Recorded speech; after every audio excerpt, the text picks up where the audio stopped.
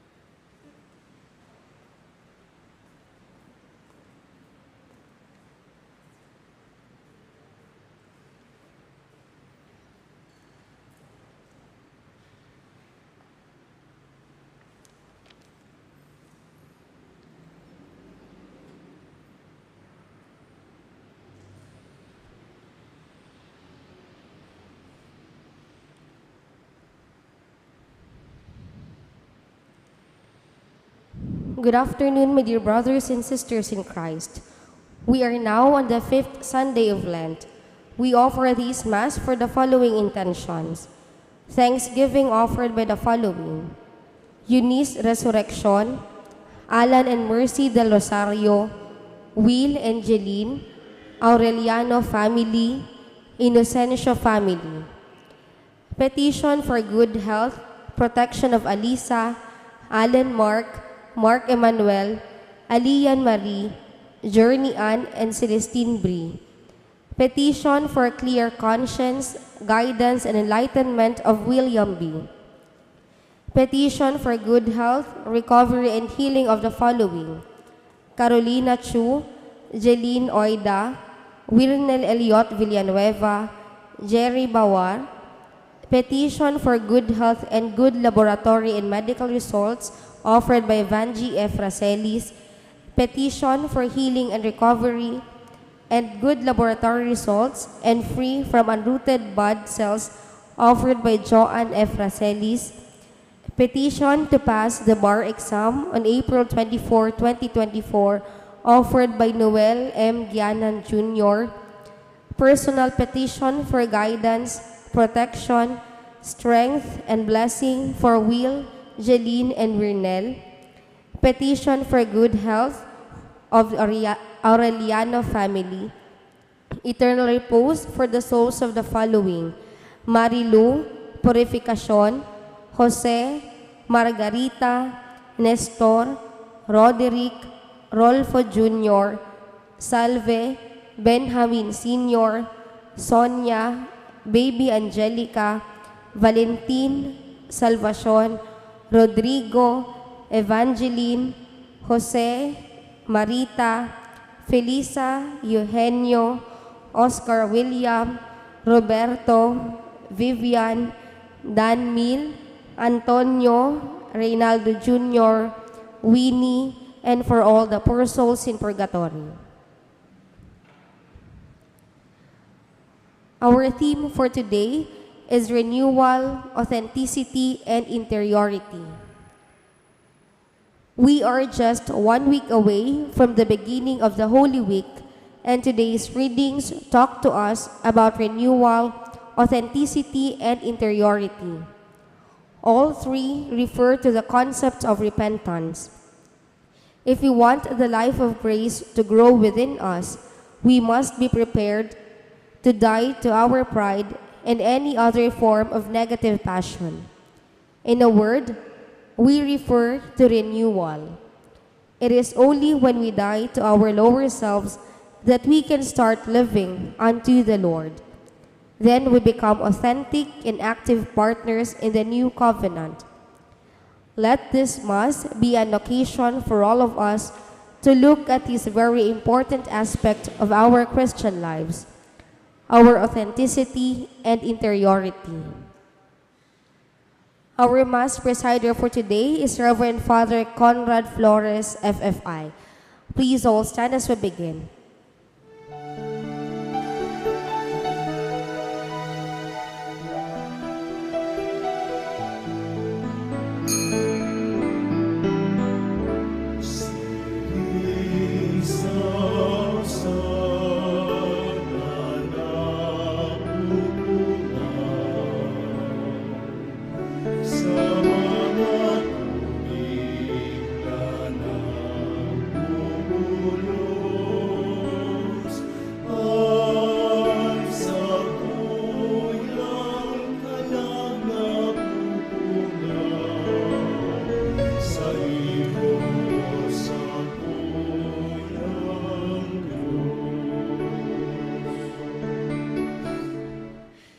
In the name of the Father, and of the Son, and of the Holy Spirit. Amen. The grace of our Lord Jesus Christ, and the love of God, and the communion of the Holy Spirit be with you all. And with your spirit. Brothers and sisters, let us acknowledge our sins, and so prepare ourselves to celebrate the sacred mysteries in this anticipated Mass for the 5th Sunday of Lent.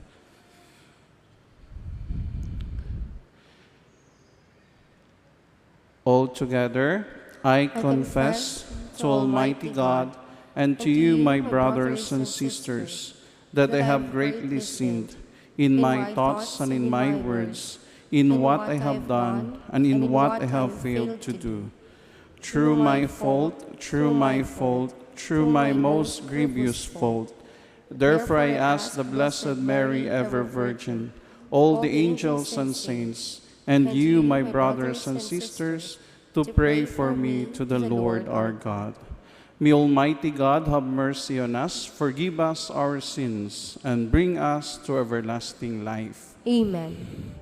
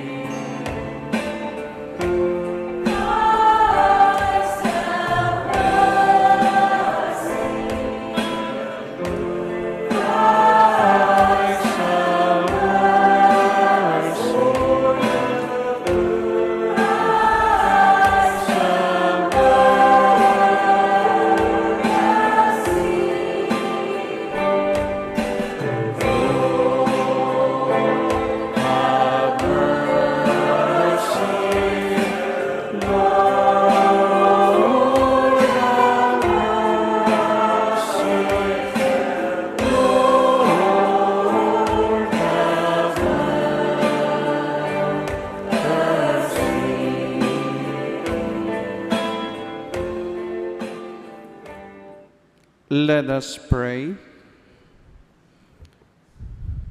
By your help, we beseech you, Lord our God, may we walk eagerly in that same charity with which, out of love for the world, your Son handed himself over to death. Through our Lord Jesus Christ, your Son, who lives and reigns with you in the unity of the Holy Spirit, one God, forever and ever. Amen. Please be seated.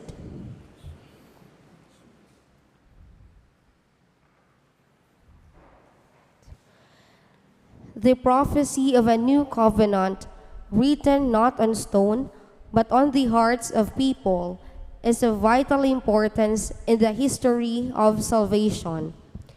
This prophecy became a reality in Jesus Christ, and we are all part of its constant fulfillment. We all listen to the first reading. A reading from the book of the prophet Jeremiah. The days are coming, says the Lord, when I will make a new covenant with the house of Israel and the house of Judah. I will not be like the covenant I made with their fathers the day I took them by the hand to lead them forth from the land of Egypt. For they broke my covenant, and I had to show myself their master, says the Lord.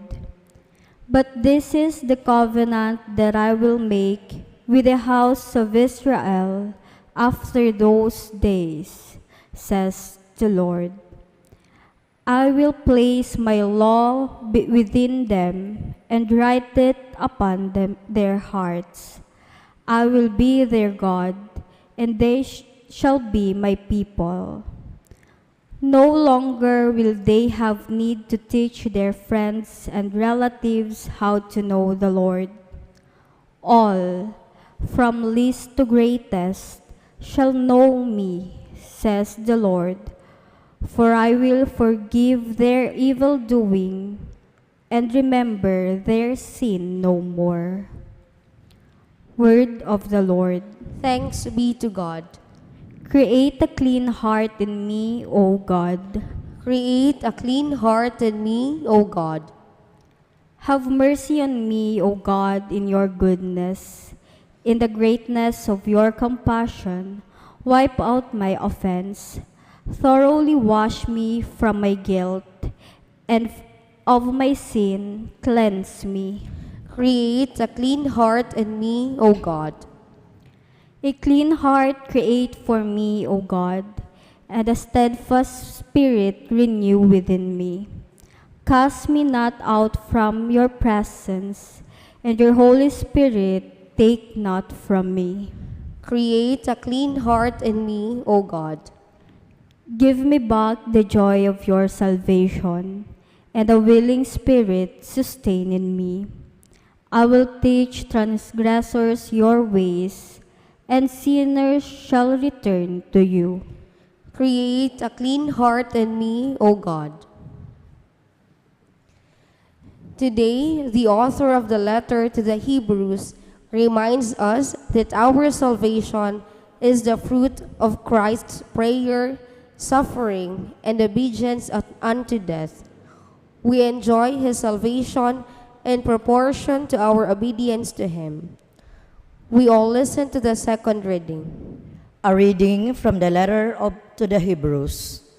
In the days when Christ Jesus was in the flesh, he offered prayers and supplications with loud cries and tears to the one who was able to save him from death, and he was heard because of his reverence.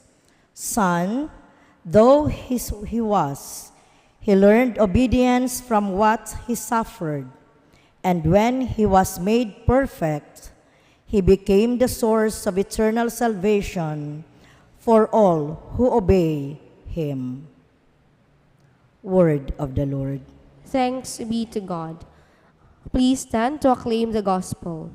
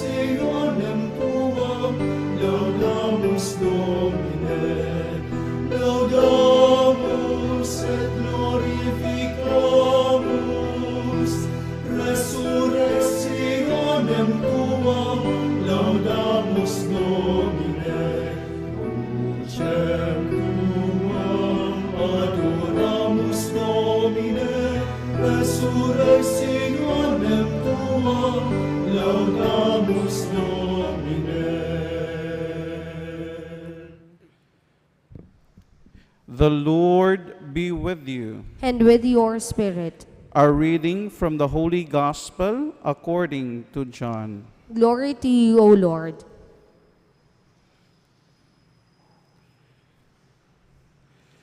Some Greeks who had come to worship at the Passover feast came to Philip, who was from Bethsaida in Galilee, and asked him, "Sir, we would like to see Jesus."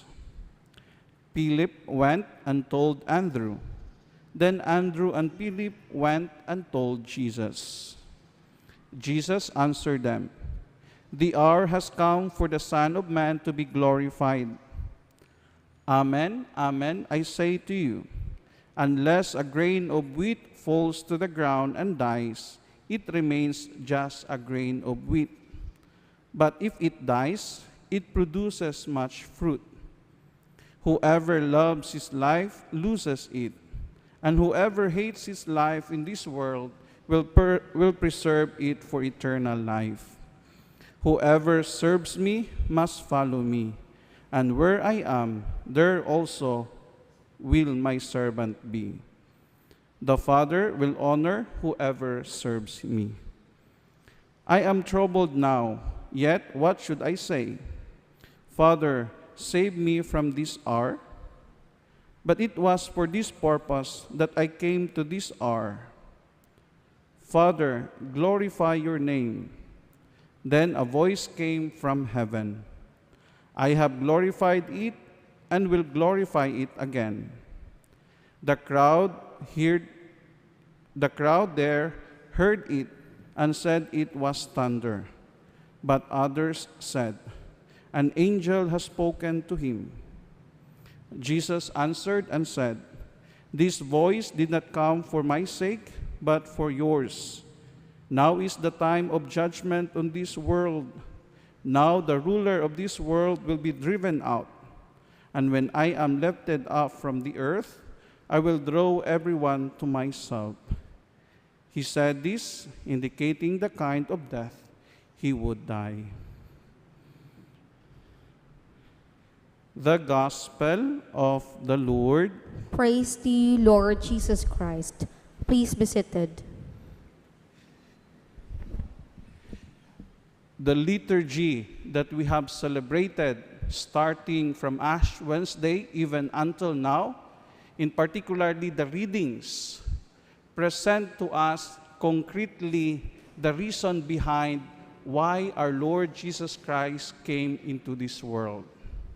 Our readings or our liturgy presents to us clearly the reason behind why Jesus endured the suffering and allowed himself to be crucified on the cross. And the reason is to reunite us one again with God. Through his death, he wants to give us once again the original state of our life. Jesus endured suffering and allowed himself to be crucified on the cross in order to save us. This is the reason why Jesus came into this world, in order to save us from our sin. And this salvation that Jesus brought is not only, it will realize in our life if we will also cooperate and participate in his grace. And how could we do that? Let us follow the example that Jesus shown us when he is still in this world. And this is what the readings offered to us. How are we going to save our souls? First and foremost, we could save ourselves if we are faithful in love. This is what the first reading is trying to tell us. In fact, the first reading presents to us the old covenant that God has made with the people of Israel. And it presented there that even the people of Israel they are disobedient in God. God remains faithful to them. And God's faithfulness is his manifestation of his infinite love for each one of us. Because his faithfulness is concretely manifested by sending forth his only begotten Son. Nakita po natin yan sa history of humanity. When the sin entered the history of humanity, our relationship with God was ruined. Pero kahit nasira po yung relationship natin, hindi ibig sabihin na huminto ang Diyos para maisakatuparan ang kanyang plano sa atin. Kundi humanap siya ng paraan upang ma-realize ang kanyang plano. At makikita natin yan sa history of salvation. Pinadala niya ang mga propeta, but the prophet is not enough. And he sent forth his only begotten Son. This is the message that we heard last Sunday. God so loved the world that he sent forth his only begotten Son to save us. The faithfulness of God to us that was manifested through his love. And the greatest act of love that God had made is no other than sending his only begotten Son to each one of us. And this is also ang hamon sa bawat isa sa atin. Yung pagmamahal na ating nadama sa Diyos, dapat suklian din po natin ng pagmamahal. At ang pagmamahal na dapat nating ipapakita sa Kanya ay ang pagiging matapat sa Kanya palagi. Lalong-lalo na ang pagiging matapat bilang mga tunay na Kristiyanos at tunay na anak ng Diyos. Pangalawa, aside from faithfulness in love, faithfulness in obedience. This is what the second reading is tell us. That our salvation happened because of the obedience of Christ to the Father. At ang obedience na ipinapakita ni Kristo, hindi lang siya ordinary nga obedience. Because extraordinary. Why?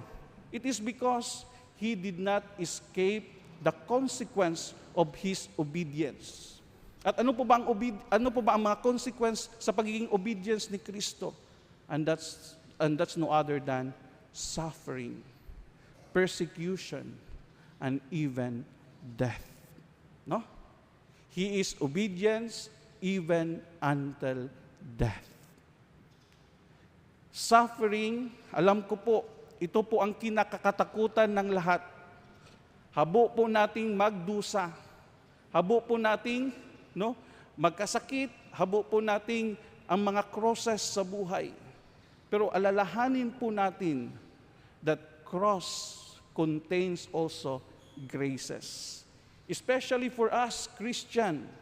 Why? Because cross is our identity as a Christian. Because we are being baptized through the sign of the cross. There's a very beautiful quotation for us Filipino. No pain, no gain. No guts, no glory. For us Christian, no cross, no heaven. Cross is the only way in order for us to reach heaven. Kaya huwag matakot sa mga crosses. Huwag matakot sa mga suffering.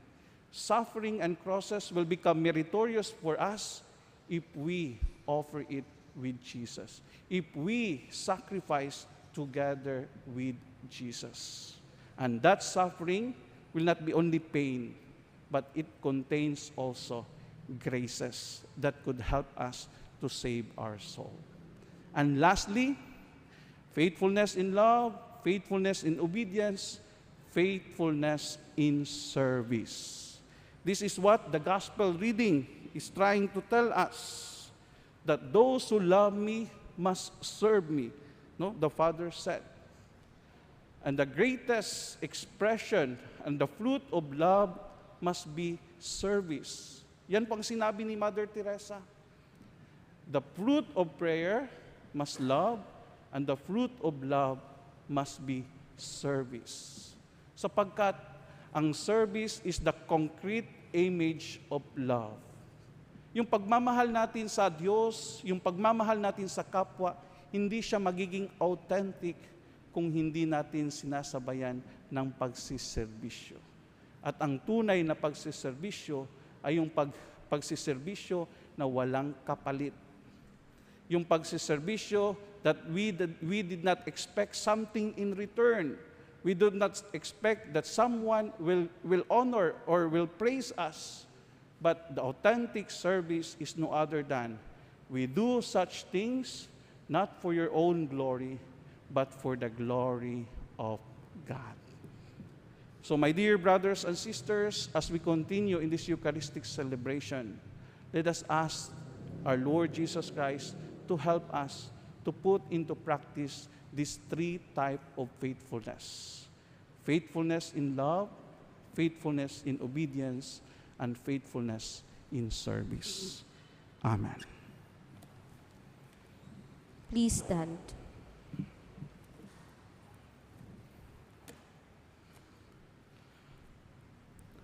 I believe in God, the Father Almighty, creator of heaven and earth, and in Jesus Christ, his only Son, our Lord, who was conceived by the Holy Spirit, born of the Virgin Mary, suffered under Pontius Pilate, was crucified, died, and was buried. He descended into hell. On the third day he rose again from the dead. He ascended into heaven, and is seated at the right hand of God the Father Almighty. From there he will come to judge the living and the dead. I believe in the Holy Spirit, the Holy Catholic Church, the communion of saints, the forgiveness of sins, the resurrection of the body, and life everlasting. Amen. Gathered together to celebrate Christ's love unto death for all of us, let us submit to Him the needs and intercession of all mankind. Let our response be, Lord Jesus, hear us. Lord Jesus, hear us. For all the members of the Church scattered throughout the world, may they be credible witnesses of the Father's love for every human being. Let us pray. Lord Jesus, hear us. For the Holy Father, our Bishop and Parish priests, may they bravely persevere in their service, even in the face of disappointments and difficulties of all sorts. Let us pray. Lord Jesus, hear us. For those who are undergoing persecution for the sake of the kingdom, may they remain faithful to their commitment to what is right and just. Let us pray. Lord Jesus, hear us. For social workers and all those involved in public service, may they feel the support of the rest of the community in their efforts to form a better society. Let us pray. Lord Jesus, hear us. For those among us who are discouraged or afflicted in whatever way, may they unite their sufferings to those of our crucified Lord. Let us pray. Lord Jesus, hear us. That all those who risk their lives for the gospel in various parts of the world may inflame the Church with their courage and missionary enthusiasm. Let us pray. Lord Jesus, hear us. Lord Jesus, grant us the strength and the faith that we need to endure all trials in union with you till the end of our lives. You who live and reign forever and ever. Amen. Please be seated.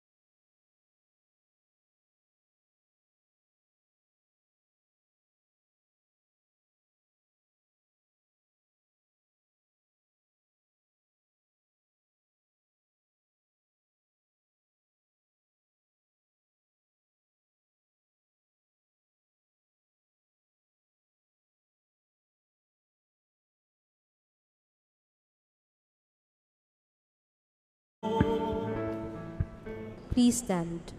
Pray, brothers and sisters, that my sacrifice and yours may be acceptable to God, the Almighty Father. May the Lord accept the sacrifice at your hands for the praise and glory of his name, for our good and the good of all his holy church. Hear us, Almighty God, and having instilled in your servants the teachings of the Christian faith, graciously purify them by the working of this sacrifice. Through Christ our Lord. Amen. The Lord be with you. And with your spirit, Lift up your hearts. we lift them up to the Lord. Let us give thanks to the Lord our God. It is right and just. It is truly right and just, our duty and our salvation, always and everywhere to give you thanks. Lord, Holy Father, Almighty and eternal God, for you will that our self-denial should give you thanks, humble our sinful pride, contribute to the feeding of the poor, and so help us imitate you in your kindness. And so we glorify you with countless angels, and with one voice of praise we acclaim.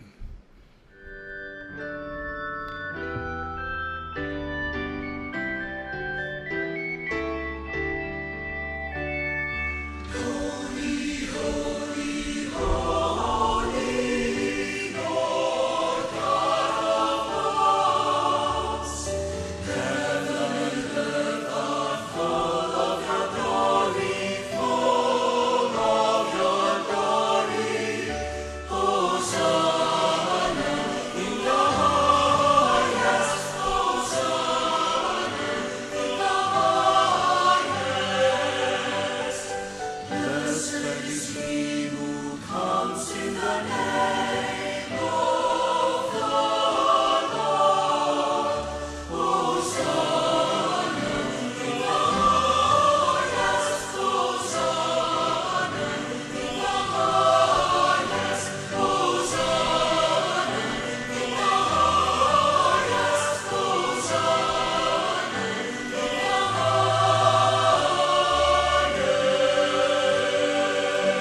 Please kneel.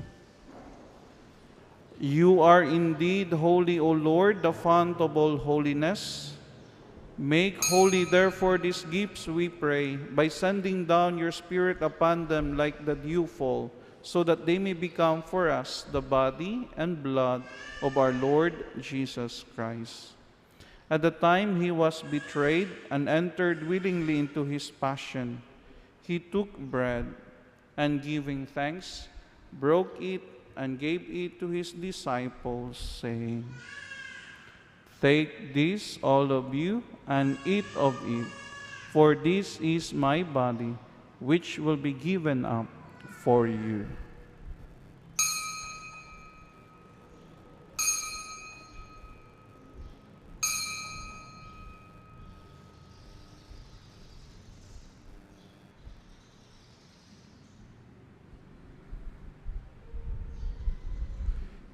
In a similar way, when supper was ended, he took the chalice, and once more giving thanks, he gave it to his disciples, saying, "Take this, all of you, and drink from it, for this is the chalice of my blood, the blood of the new and eternal covenant, which will be poured out for you and for many for the forgiveness of sins.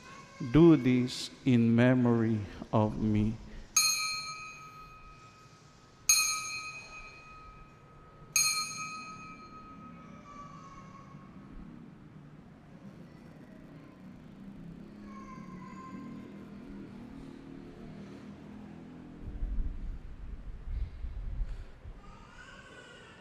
The mystery of faith.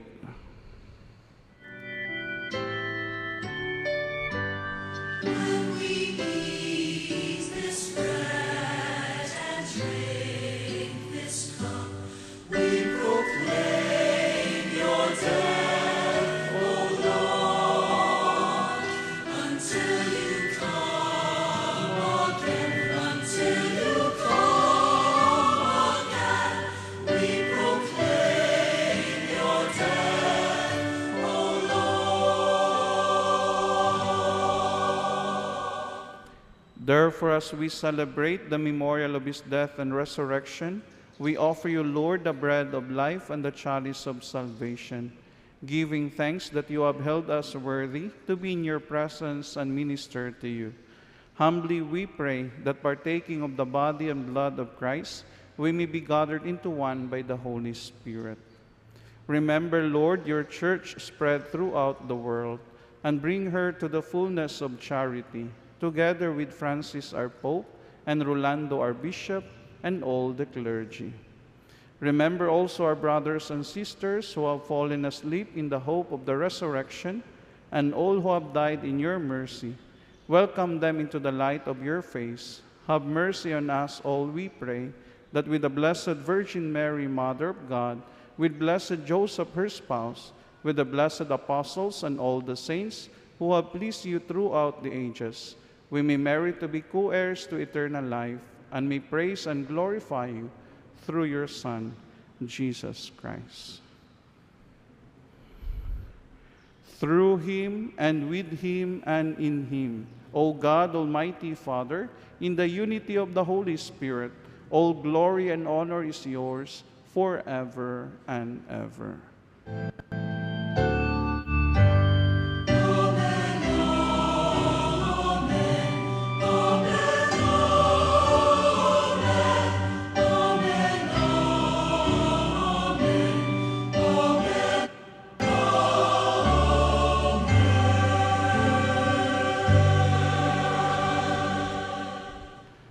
At the Savior's command and formed by the divine teaching, we dare to say, Our Father, who art in heaven, hallowed be thy name.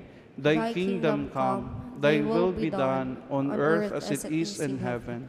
Give us this day our daily bread, and forgive us our trespasses, as we forgive those who trespass against us. And lead us not into temptation, but deliver us from evil.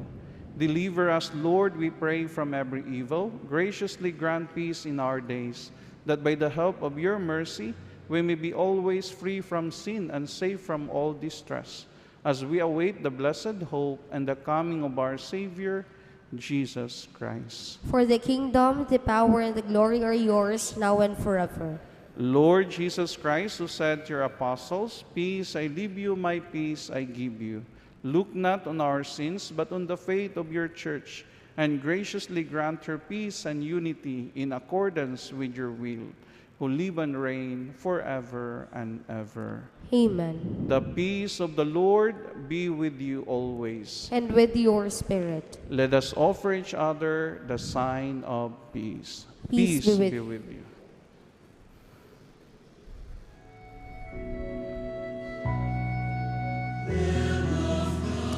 You take away the sins of the world. Have mercy on us. Lamb of God, you take away the sins of the world. Have mercy on us.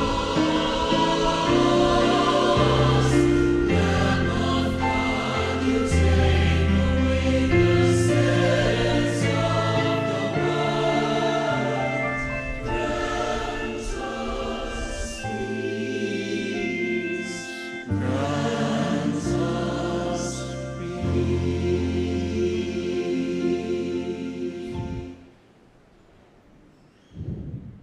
Behold the Lamb of God. Behold him who takes away the sins of the world.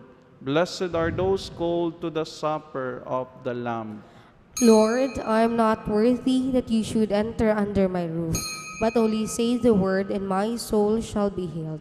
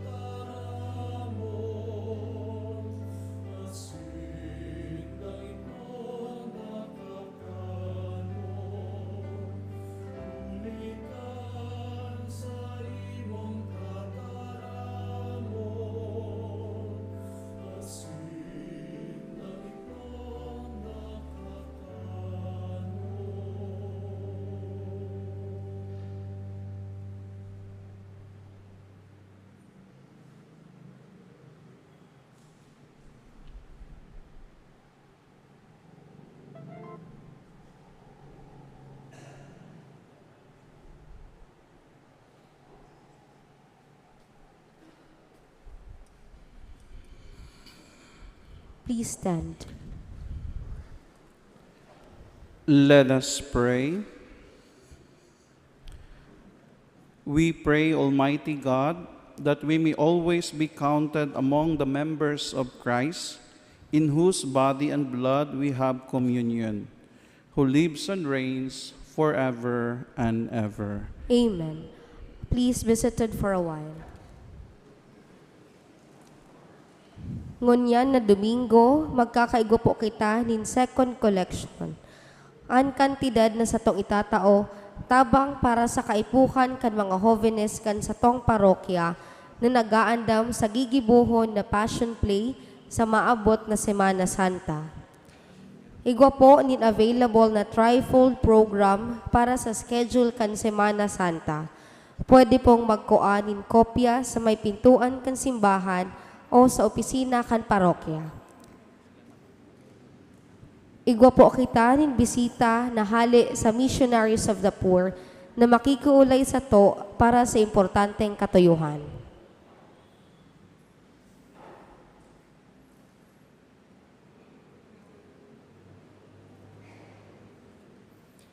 Diyos marahay na hapon po sa Indo Gabos. Diyos marahay na hapon po, Father. I am Brother Homart from the Missionaries of the Poor. We are here to invite you to our upcoming concert called The Messiah. It will be held on the April 20, Saturday at 6 p.m. and April 21, Sunday at 6 p.m. at ALDP Montevesta Covered Court. All proceeds will be for the destitute and the abandoned that we cater within the Missionaries of the Poor, located in San Rafael, Cararayan, Naga City. Again, we would like to invite you and support us in this upcoming concert, and hoping that you come and support us with this ministry. And the performers will be coming from the Missionaries of the Poor, Father Richard Hulong, and along with the Camerata Cultura. Have a pleasant evening and may God bless you. And so sorry po, tickets will be made available po in the office, and then the brothers at the back, you can just approach them for more information. God bless you po.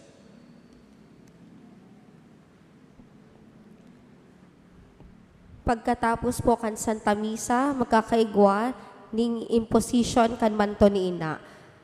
Magibonalan po nin duwang linya sa tahaw. Financial report. Collections for the week from March 4 to 10, 2024. Cash receipts. Daily collections.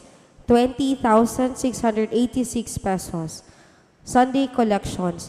40,253 pesos. Second collections for OLP Youth Passion Play, 11,103 pesos. Collection boxes, 13,558 pesos. Total collections for the week, 85,600 pesos. We would like to express our gratitude and appreciation to the following donors: Dakudaw Bike Shop, Pasita Nario, Curva Family, Mrs. Estrella Revilla, Jaime M. Aguilar, Engineer Stephen Balang and family, Mr. and Mrs. Stanley D. and family, Virgie Balang, and 3 anonymous donors. May God, through the intercession of Ina, Our Lady of Peñafrancia, reward your generosity 100-fold. Salamat po from our parish priest, Reverend Father Felipe Bicol Vera III. Please stand.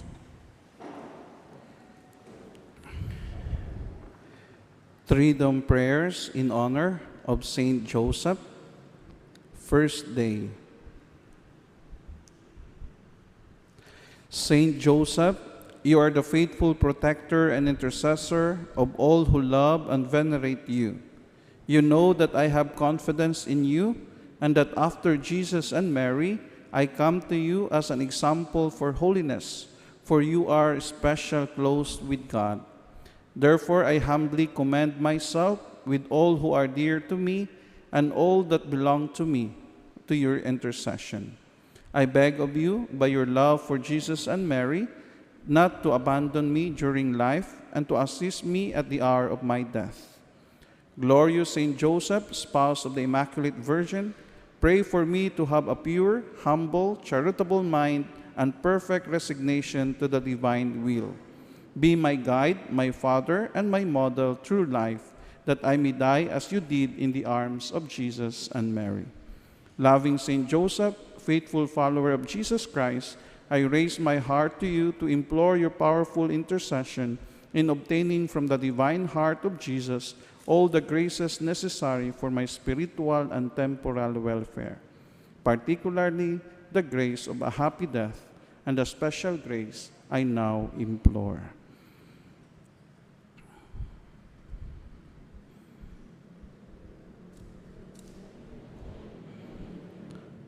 Guardian of the Word incarnate, I feel confident that your prayers on my behalf will be graciously heard before the throne of God. Glory be to the Father, and to the Son, and to the Holy Spirit. As it was in the beginning, is now, and will be forever. Amen. Saint Joseph, spouse of Mary, Pray for us. the Lord be with you. And with your spirit. Bow your head for blessing. Bless, O Lord, your people who long for the gift of your mercy, and grant that what at your prompting they desire, they may receive by your generous gift. Through Christ our Lord. Amen. May the Almighty God bless you, the Father, the Son, and the Holy Spirit. Amen. Go in peace, glorifying the Lord by your life. Thanks be to God.